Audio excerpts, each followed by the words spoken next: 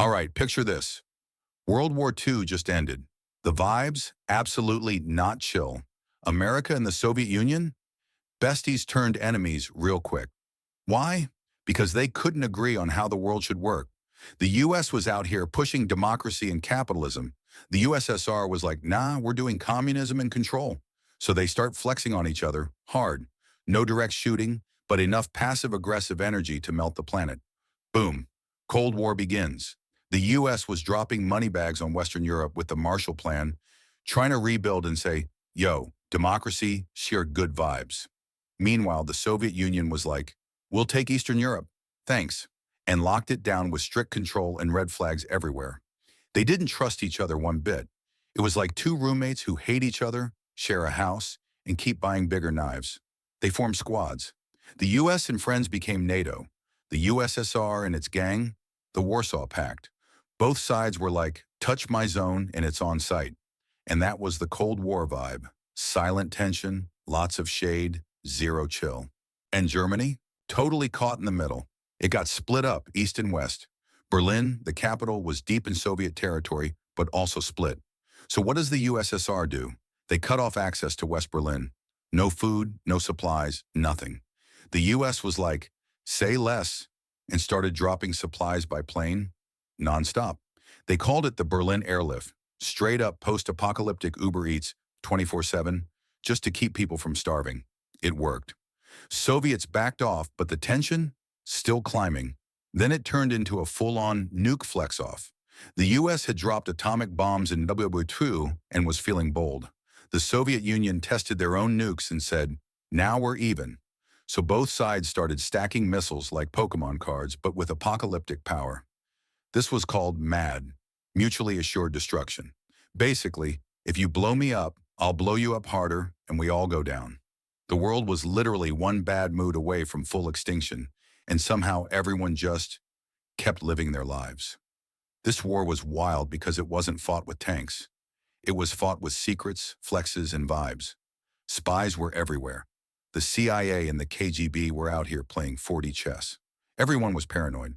Hollywood, schools, your grandma. Everyone thought someone was a secret communist. Then came the space race. The Soviets launched Sputnik, the first satellite, and America freaked out. So the US said, bet, and sent Neil Armstrong to the moon in '69. It wasn't just about science. It was about who could vibe harder in space. Now we hit 1962, the Cuban Missile Crisis. This was the moment, like full panic mode. The Soviets were sneaking nukes into Cuba, literally 90 miles from Florida. The US went full DEFCON mode and set up a blockade around the island. For 13 days, everyone thought the world was toast. Like, say goodbye to everything levels of anxiety. But at the last second, both sides blinked.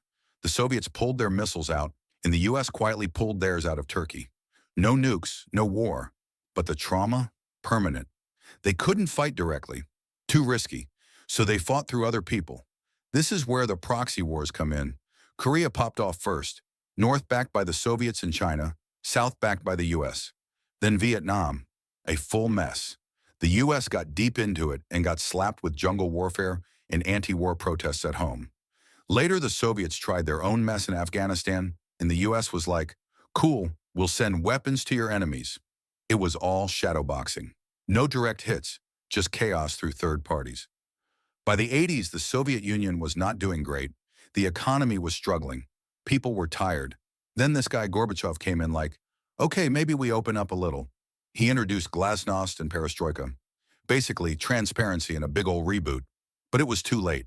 Eastern European countries started leaving the Soviet friend group. And then, boom, the Berlin Wall came down in 1989. People literally broke it with their hands.